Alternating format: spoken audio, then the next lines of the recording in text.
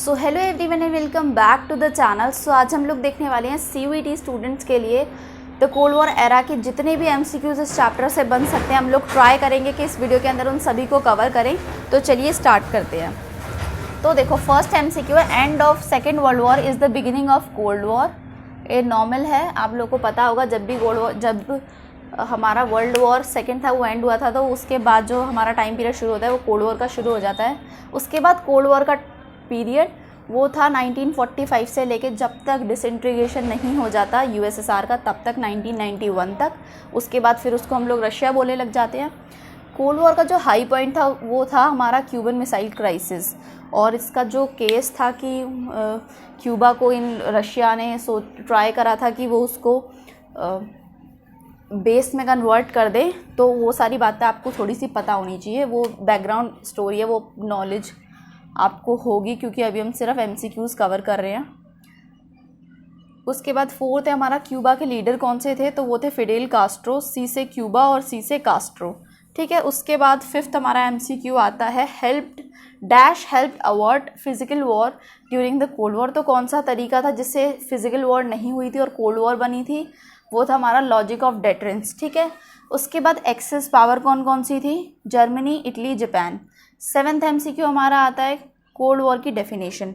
तो डेफिनेशन आपको पता है, इसमें सीरीज ऑफ कॉन्फ्रंटेशन होता है, टेंशंस होती है, कॉम्पिटिशन्स होते हैं, किसके बीच में, USA और USSR के बीच में, प्लस जो उनके अलाइड फोर्सेस, प्लस जो उनकी अलाइज होते हैं उनके बीच में, ठीक है।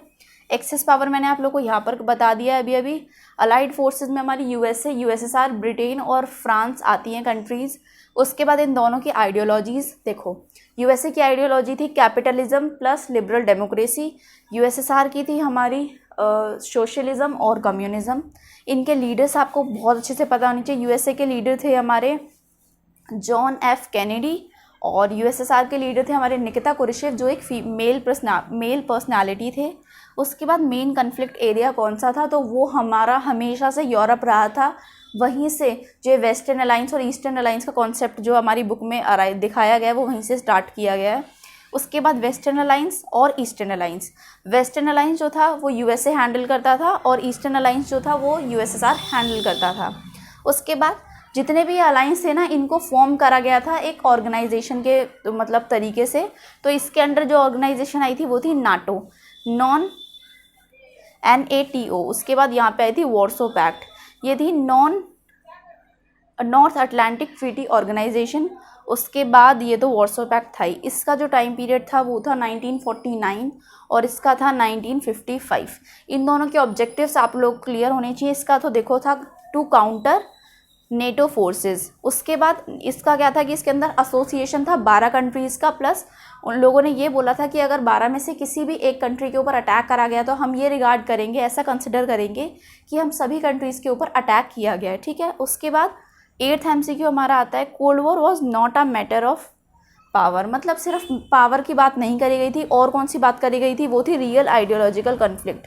आइडियोलॉजिकल कन्फ्लिक्ट की मैंने आप लोगों को यहाँ पर आइडियोलॉजीज़ बता दी है, बहुत इंपॉर्टेंट है। मैं शॉर्ट में आप लोगों को सारी चीज़ समझा रही हूँ। अगर कोई भी ऐसी चीज़ लगती है जो आप भूल रहे हो तो उसे आप पेपर पे नोट कर सकते हो।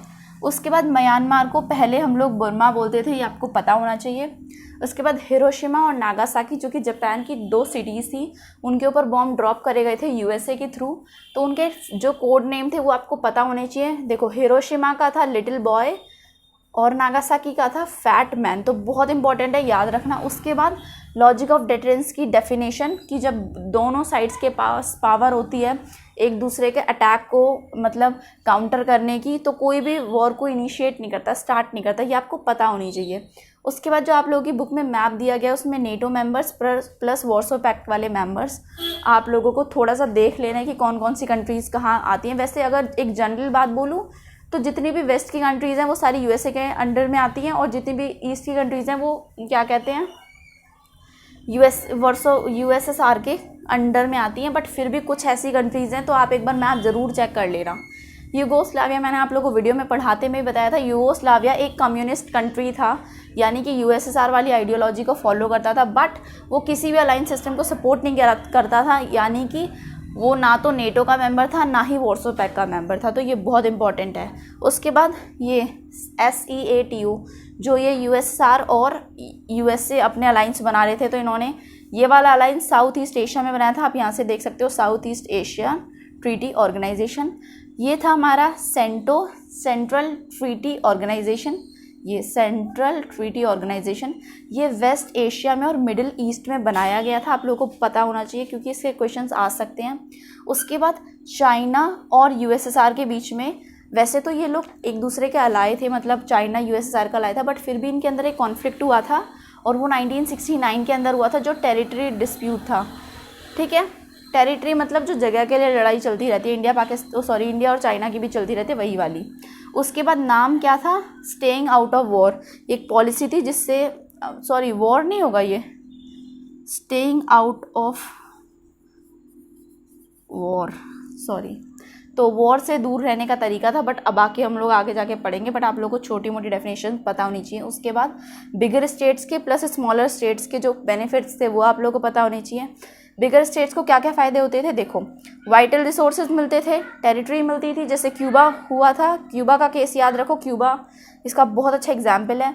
लोकेशन टू स्पाई, एक दूसरे के ऊपर एक दूसरे की जासूसी करने के लिए लोकेशन मिलती थी। चौथा, इकोनॉमिक सपोर्ट मिलती थी, छोटी छोटी कंट्री, काफ़ी सारी कंट्रीज़ मिलके एक बिगर कंट्री का जो हेल्प थी वो कर सकती थी, इकोनॉमिक सपोर्ट कर सकती थी। स्मॉलर कंट्रीज़ को 3 ही प्रॉफिट होते थे, एक तो देखो प्रोटेक्शन मिलती थी, उसके बाद फिर वेपन्स की ज़रूरत होती थी, वेपन्स मिलते थे, प्लस लोकल राइवलरी के लिए एड भी मिलती थी, हेल्प भी मिलती थी। ठीक है, फिर अरीनाज क्या होते हैं, अरीनाज होता है एरिया जहाँ पे या तो क्राइसिस हो चुके हैं या फिर ऐसा अनुमान लगाया जाए कि वहाँ पे हो जाएंगे टू अकर। ठीक है, उसके बाद साउथ कोरिया और नॉर्थ कोरिया, मैंने आप लोगों को वीडियो के अंदर भी बताया था जब मैंने अब ये चैप्टर कंप्लीट करवाया था। कोरिया को 2 पार्ट्स में बांटा गया था और उसमें से एक पार्ट USA के पास था, एक USSR के पास था। कोरिया का जो साउथ पार्ट था वो US के पास था, नॉर्थ वाला पार्ट USSR के पास था। सेम केस था वियतनाम के साथ, बट वियतनाम में जो नॉर्थ वाला था वो USSR के पास था और जो साउथ वियतनाम था वो US के पास था। ये याद रखना, सेम है एकदम। कोरिया को याद करोगे तो वियतनाम याद हो जाएगा। इसमें एक और केस था जर्मनी का, जर्मनी को 4 पार्ट्स में डिवाइड करा गया था और 4 पार्ट्स में से चारों अलाइड फोर्सेस, कौन सी थी अलाइड फोर्सेस, अलाइड फोर्सेस थी हमारी ब्रिटेन, फ्रांस, USA और USSR, इन चारों के बीच में डिवाइड करा गया था जर्मनी को। ठीक है, इन दोनों को, ये जो कोरिया और वियतनाम थे, सिर्फ इन दोनों ने अपने में डिवाइड करते सुपर पावर्स ने। उसके बाद आर्म्स कंट्रोल, आप लोगों को पता होगा जब इन लोगों को ये लगा था कि हमारे जो न्यूक्लियर वेपन्स हैं उनका मिसयूज़ हो जाएगा, तो इन लोगों ने आर्म कंट्रोल स्टार्ट किया था। उसका टाइम पीरियड था 1960s। उसके बाद LTBT जो हमारी ट्रीटी थी वो 1963 के अंदर स्टार्ट करी गई थी। ये आप 2-4 बार लिख लोगे ना आपको याद हो जाएगा।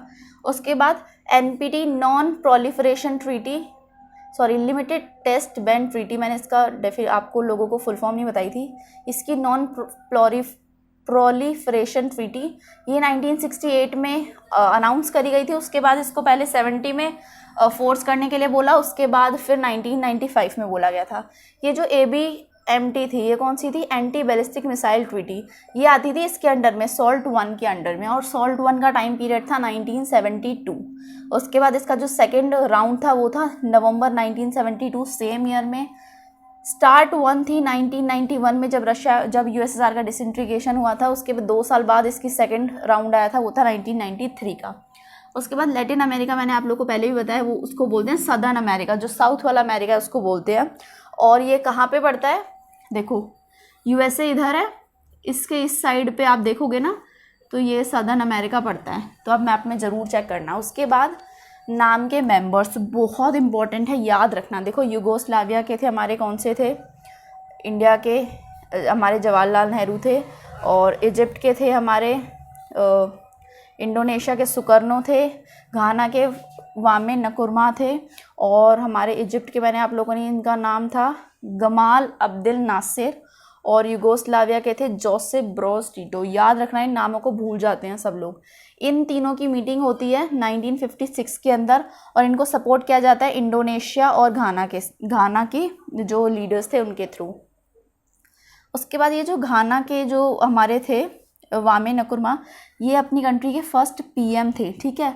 और जो ये यूगोस्लाविया, हमारा इजिप्ट और हमारा इंडिया, नहीं इजिप्ट नहीं, सिर्फ इंडोनेशिया, ये जो 3 कंट्रीज थी, यूगोस्लाविया, इंडिया और इजिप्ट, ये प्रेसिडेंट थे, ठीक है। उसके बाद जो इजिप्ट वाले जो हमारे थे, इनका टाइम पीरियड था 1952 से लेके 1970 तक का था, एक बार चेक कर लेना, बट आई थिंक यही था। उसके बाद फिर हम लोग बात करेंगे नाम की फर्स्ट समिट जो थी वो बेलग्रेड में हुई थी 1961 के अंदर।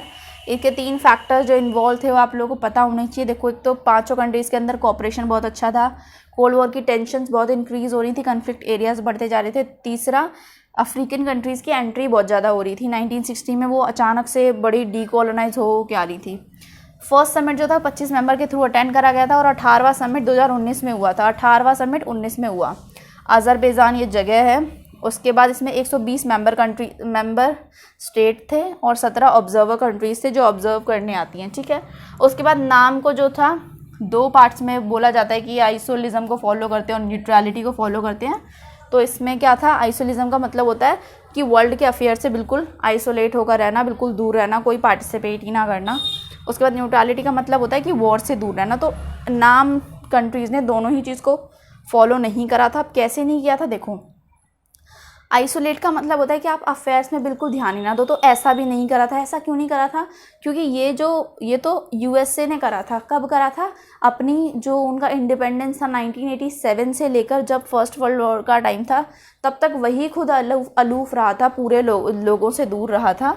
इंडिया ने नहीं, नाम कंट्रीज़ ने कभी भी ऐसा नहीं करा। न्यूट्रलिटी का मतलब होता है स्टेइंग आउट ऑफ वॉर। अगर हम इसका मतलब है कि हम वॉर से दूर रहें। अगर वॉर से दूर रहेंगे तो फिर कोरिया में हम क्यों सपोर्ट करते।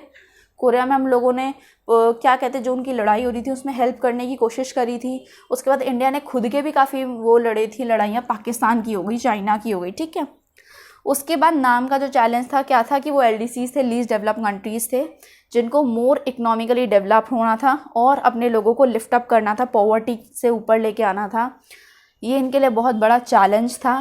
प्लस जो नियो का आइडिया था वो क्या था कि न्यू इंटरनेशनल इकोनॉमिक ऑर्डर का जो आइडिया था वो ये था कि हम लोग बिना सस्टेनेबल डेवलपमेंट के अपनी कंट्री को कभी भी ट्रूली फ्री नहीं कर सकते, ठीक है। तो वो आप लोग को पता होना चाहिए।